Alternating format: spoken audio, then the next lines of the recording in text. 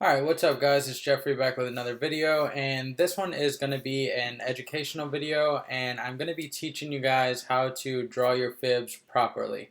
So if you don't know what fibs are, it's Fibonacci retracement, and basically you can use it for confluence with other support and resistance levels to further support your entry or exit opportunities in trading. And real quick, if you haven't seen the break and market structure video, in the top of this video, you'll see a little I icon, the letter I. And if you click that, that'll actually teach you how to define a break and market structure. And that's actually a part of this that you'll need in order to basically understand what swing that you need to draw your Fibonacci on. And also, last little bit of information, if you haven't subscribed yet, you can hit the little subscribe button right below this video, and that will notify you anytime that I post a new video.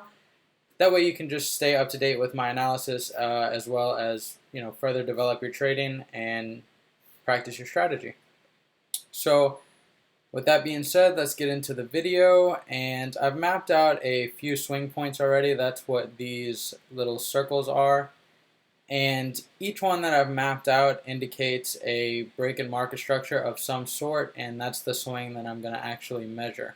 So if you're somebody who is primarily looking to day trade or intraday trade, meaning you're just looking to hold a trade for a few hours to maybe a full day, or even just like possibly a session, like you're looking for a trade during London session and you hold the trade to the end of London session, or maybe New York session, you look for a trade and then exit by the end of New York session.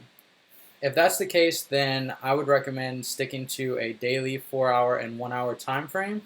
And anytime that I'm looking for possible retracement entries or retracement levels into a support or resistance level, then I typically use the 4-hour time frame. I'll use the daily to determine direction, which you can actually, if you check out any of my other videos, I talk about doing a higher time frame analysis, and that's basically all you're doing. You're just determining the direction of the market from a higher time frame basis and breaking down to a 4-hour and 1-hour to find the key levels that you're looking for to execute a trade off of. So let's go ahead and I'll show you guys an example of a sell first, and then we'll do a buy. So right here you see we've got a high in the market, and then we've got a low formed, and then here we've got a lower high, and then we've got a lower low. Okay? From this high to this low, we had a break in market structure. Okay? A break in market structure breaking this low here. So the market on this side, we were pushing up, making higher highs, higher lows. Here we had a breakdown. Okay, this breakdown isn't confirmed until we get the lower low. So once we see this low here broken, that indicates a break in market structure. And anytime you're drawing your fibs, you want to draw them on the swing that broke market structure. So I'm going to show you in this one, we can use two separate swings. So the full swing is from here to here. And a swing is just basically a large portion of price action. So just a movement, whether that be up or down. This is an upswing, this is a downswing. And we're measuring the full swing, right, from the top up here and then the low of the wick down here. Within that, you have your retracement levels, okay, for your Fibonacci retracement. These are the levels that I use. They were taught to me by ICT, and they are 61.8, 70.5, and 79. So I will actually pull this up so you guys can screenshot this or have them set up exactly like mine. Oops, sorry. Okay, so you just want to set them up like this. Make sure you have all these boxes checked and fill in these numbers here. So 0, 0.5 for 50%, 70.5, 79, 1, negative 0.62, negative 0.27, negative 1, and 61.8. Again, these are all levels taught to me by ICT, and they are part of a scalping strategy that he teaches, and it's basically used for retracement entries, and the lower levels are used for target entries. I mean, take profit levels, not target entries. Okay, so if we're looking at this swing here, it's the swing that broke market structure, okay? We have a pullback, and when we get the pullback, it pulls up into,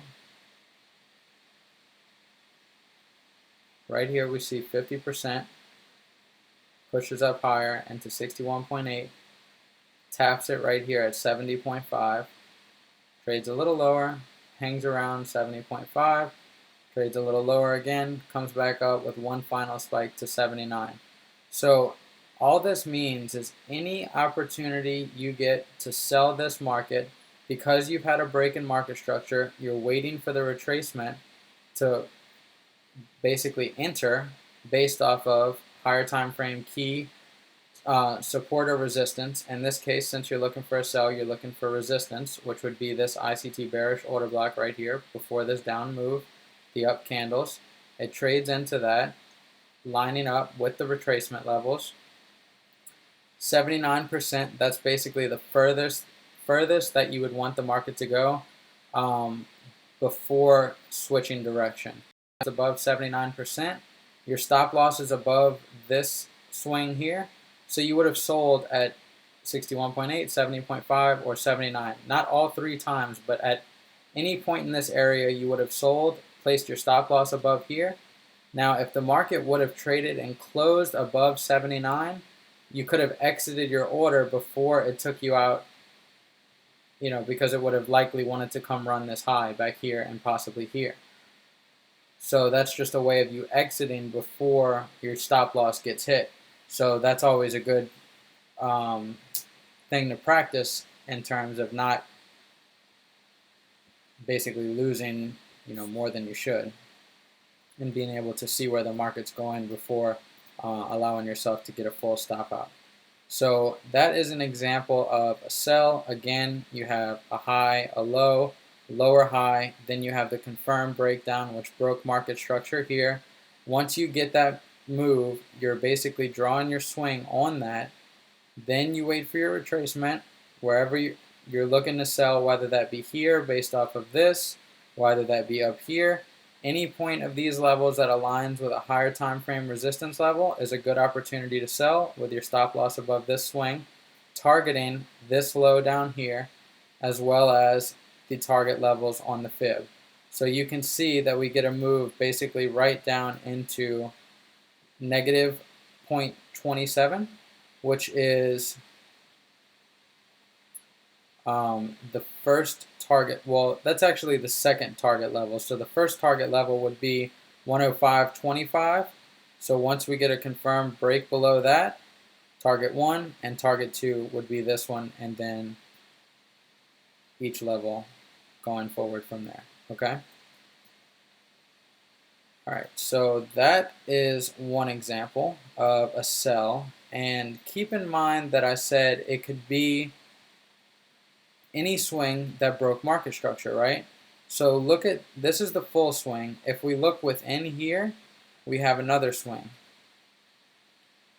So if we draw our high there, notice what happened here though. It wasn't valid for us. Or if we did take the trade based off of the levels here, then what happened is we more than likely would have gotten stopped out.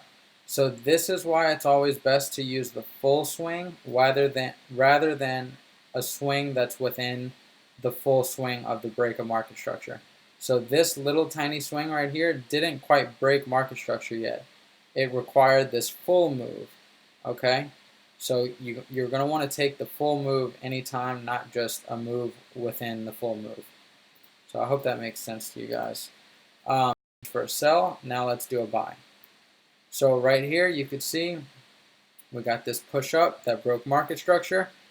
Again, if you haven't seen the market structure video, it'll be linked in the top of this video. You can click the little eye icon, or in the link below, click there, and I'll link the video as well in the description.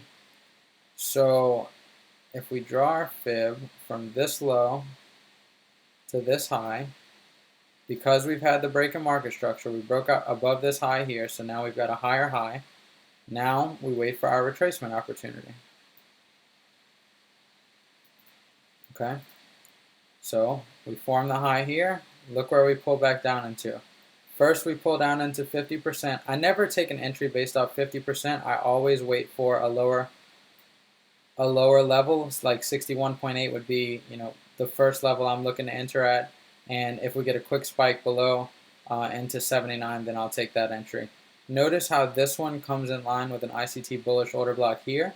So again, you have multiple things lining up for a potential buy. So immediately you get that push away, come back, you get another retest of this smaller break in market structure, and then ultimately makes a higher high. So again, you can see how these fib levels can be, sensitive levels to operate and base your trades off of if they're lining up with other things to support the idea, right? So let's take a look at this one here. We got a smaller swing right here that broke market structure once it broke above this high. Okay, so we draw on this swing here. Bam, comes into 50%, 61.8, just shy of 70.5. So your first entry opportunity would have been here, lining up with these down candles here, ICT bullish order block. It confirmed it once these candles broke above it, also being a break in market structure.